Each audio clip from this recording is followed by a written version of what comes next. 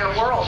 The other species is the Chinese alligator. We have an exhibit of them up front near our front gate. I do suggest you take a look at them. They are littler. They're max out at about 5 to 6 feet long, whereas an American alligator, if they're female, will be between 9 and 10 feet long, and if they're male, can get to be between 12 and 16 feet long. But even though they're the little guys, I do suggest you take a look at their Chinese cousins, because they are still an endangered species. There's only about 200 to 250 of them left in the world, and here at Alligator Adventure, we have 13 of them. Now, what I'm feeding these guys here is just some regular old grocery store chicken with the bones in. These guys actually need those bones to digest them to get calcium in their diet. And this is also dusted with a little bit of an alligator vitamin supplement just to make sure that these big guys get everything they need in their diet. Come on, buddy. Now, I know it seems a little silly to only have one person up here with one lousy bucket of chicken for all these hungry alligators, but believe it or not, that's not much of a problem for these guys. See, we have upwards of about 500 to 600 alligators out here in this pool. You'll notice I've only got maybe 10 up here getting some food from me today. These guys are actually rotational feeders, and each individual alligator only eats every 1 to 2 weeks. Now, how do these guys get away with eating so infrequently? Well, these guys have super efficient metabolisms, especially in comparison to us. We only use between about 20% of what we take in and turn that into energy and muscle. These guys actually use between 80 and 85% of what they take in and turn that into energy and muscle. So they need to eat way less than we do in order to survive. Come on, buddy. And a full-grown 1,200-pound male alligator will actually only eat between 50 and 70 pounds of food in an entire year. That's actually about what an adult human male eats in a week. And that's what they survive on for the whole year. And here in South Carolina, it gets a little too chilly for these guys in the wintertime for them to produce the enzyme necessary for their digestion. So our guys here actually fast through the entire winter, about 3 to 4 months out of the year. But that's not too much of a problem for them. See, an American alligator can go almost up to a year without eating anything at all and be absolutely fine.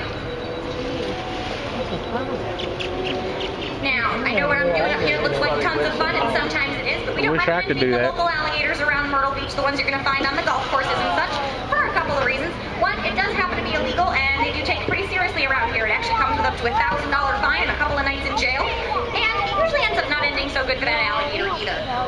Usually, once one of these guys begins to associate people with food, they're going to start to seek people out for food, like you see these guys doing with me here, and I'm sure you can understand how out in nature this could very quickly become very dangerous behavior. That's usually when the neighbor's cat goes missing. So, a lot of the time, that animal ends up being labeled a nuisance animal by the authorities, and that animal ends up being captured and destroyed. So that poor alligator ends up losing his life. So again, not so good for you, and not so good for that hungry alligator you were just trying to give a nice meal to. Now, occasionally, when these guys snap their jaws around these big pieces of chicken, you're going to hear a loud popping noise. That is actually the pure jaw muscle of an American alligator. One of these big guys has 2,000 and 3,000 psi of crushing pressure in their jaw, and what that means is that one of these big guys can actually crush a cinder block to dust in 1 second flat if they wanted to. There you go, buddy.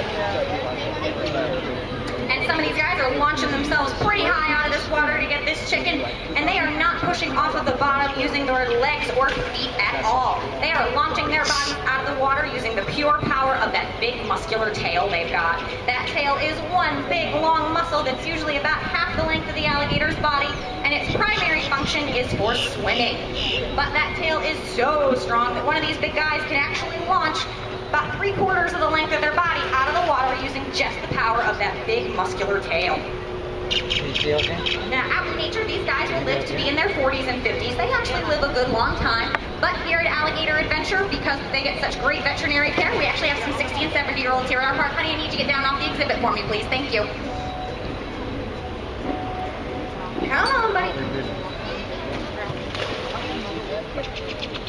Alright guys, now these guys actually are known as the garbage disposals of the swamp. They are super lazy animals. They would much prefer to eat something that has been dead and rotting for a really long time than try and actually chase some prey and catch it. But I need to take them down off the shoulders for me, please. Thank you.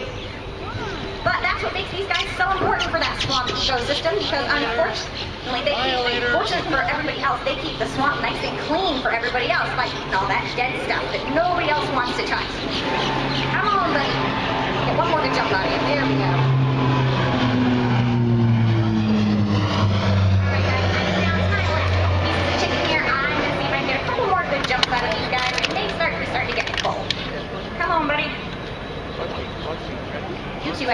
it yet. Come on. Oh. Come on. There we go. That one was pretty good. All right, let's see if we can get one more.